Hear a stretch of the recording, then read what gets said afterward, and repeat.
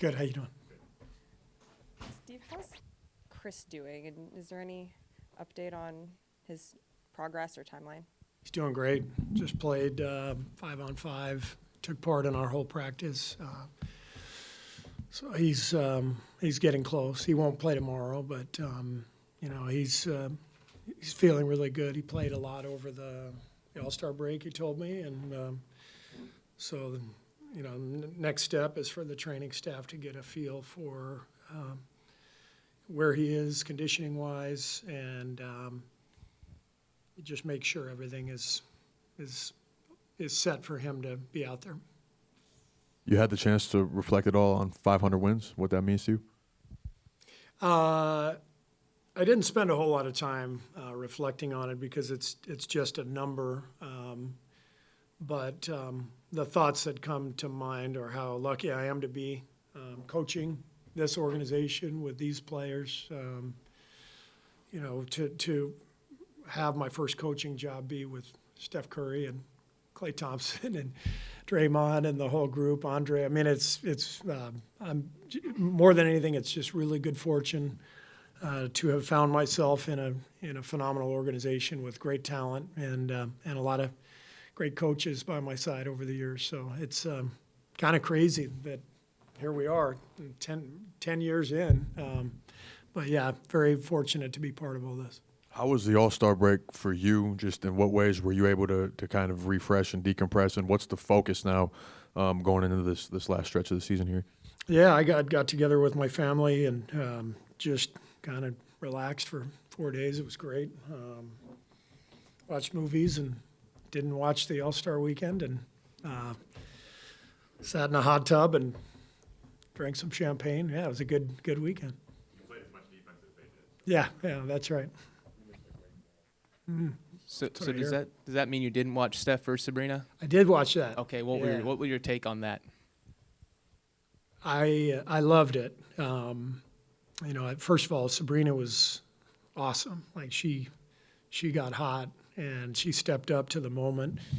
I loved it from the standpoint that I'm not sure how many people other than Steph would do that because I know how he thinks, and he's not worried about anything other than helping the women's game get to a different level of recognition, helping the women's players be recognized for their talent.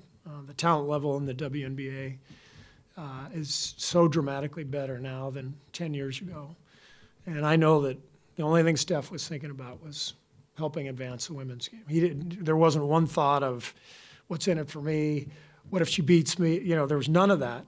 And then, it's like she puts up a huge number that might have won the men's competition, and he's like, all right, I'll just make a few at the end to win the whole thing. And it's like couldn't have scripted that any better. But it shows you who Steph Curry is, just his willingness to be part of that.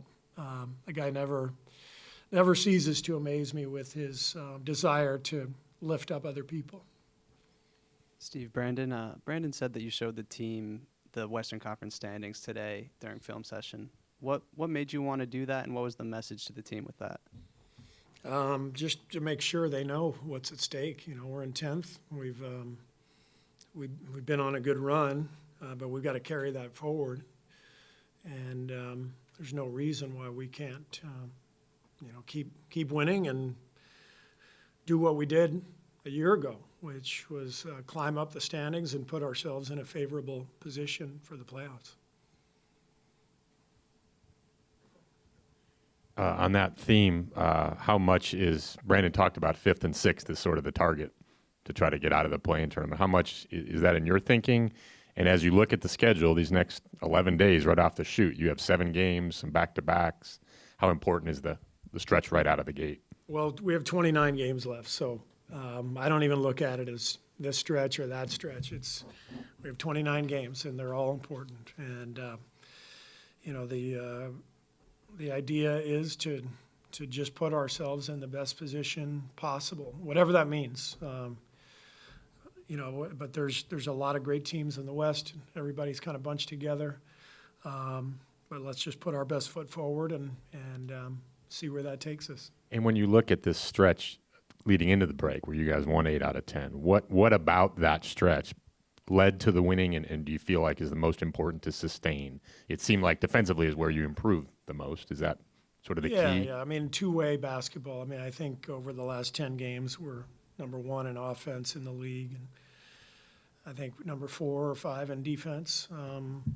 And that's what it takes in this league. You got to play both ends, and I think we've been doing a better job of connecting the game. Didn't feel like our best 2 defensive efforts to close the break between the Clipper game and the Utah game, but I thought overall that stretch the last few weeks we've been better defensively. How do you ensure that, you guys have had, I think, 6 games now where you had 15-point leads and lost them. And in Utah, you had a nice lead and they came back. How do you keep that from getting into guys' heads when you see a team coming back against you? How do you make sure that, don't let that go back to what happened yesterday and last month and last week? You really have to focus on the execution. I know it sounds boring, but it really is that simple. There's a reason we let the Clippers and Utah back into those games. We show that stuff on film. It's mistakes. It's mistakes with the ball. It's mistakes defensively. It's not boxing Russell Westbrook out on a free throw and he goes in and gets a tip dunk. And, in the end, that's the difference in the game, right? And there's always plays, even when you play a perfect game, there's still plays you can pick apart. So what you're trying to do is limit your mistakes. And if you do that, then you're much more likely to close a game and build some confidence. You explained your rationale and your logic behind the lineup change in Utah, but what do you like about the starting 5 you have now, and why do you think Klay can fit that role so well? Well, you saw him do it. Number one, he was great coming off the bench. I loved his comments after the bench about guys like Manu Ginobili. I don't know if he mentioned anybody else. My thought is Andre Iguodala. There's a precedent here with Andre. That somebody who can come off the bench and still make a huge impact. In Andre's case, be the MVP of the finals, right? And Klay was part of that, and he recognizes that. And I think just with the starting 5, I think Brandon's skill set is very complementary to JK and Wiggs in particular. The rebounding, taking charges, moving the ball, cutting, it seems to unlock that group really well. The numbers show it, the eye test shows it. And so I really like this idea going forward of, that starting 5. We're going to get Chris Paul back. Got Chris Paul and Klay Thompson coming off the bench. That's pretty good. So I like where we are. The guys' spirit is in the right place. It's not going to be easy. Everybody's going to have to sacrifice and understand it may not be their night, that particular night. But I love our guys. I love the chemistry that they have together. I think we can make a really good push this way. What do you see as Trace's sort of role and impact down the stretch? I mean, he played quite a bit when Draymond was out, and obviously Draymond, that lineup has worked so well with Draymond at center, it sort of changes the math. Well, he still helps with his ability to protect the rim, and finish when he screens for our shooters and slips out of there. They find him for dunks. Those are important plays for us. So Trace will continue to help us in those areas. 5 years ago, you guys sent someone to Australia to bring back Bogut, basically.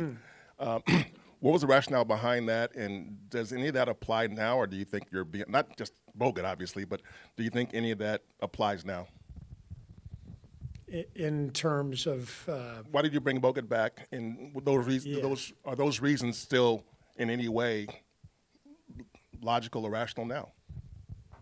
To bring Bogues back? Not Bogues. Why did you bring Bogues back, first of all? No, you don't want him back. Yeah. It's too late for that. Bogues. The reason we brought Bogues back was he first of all he was playing for the Sydney Kings, so he was in shape. He was motivated to come back, and we needed the help along the front line, and he was great. Came back and really performed well for us.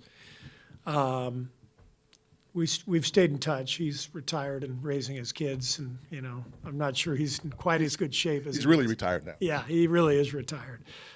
But there, to your point, there's always the possibility. Our front office keeps their eye on this kind of stuff. I don't. That's not my job. But every once in a while, there's someone out there who's available, and our group will, be keeping their eyes peeled if that's a possibility for someone to come in and help us. Thank you.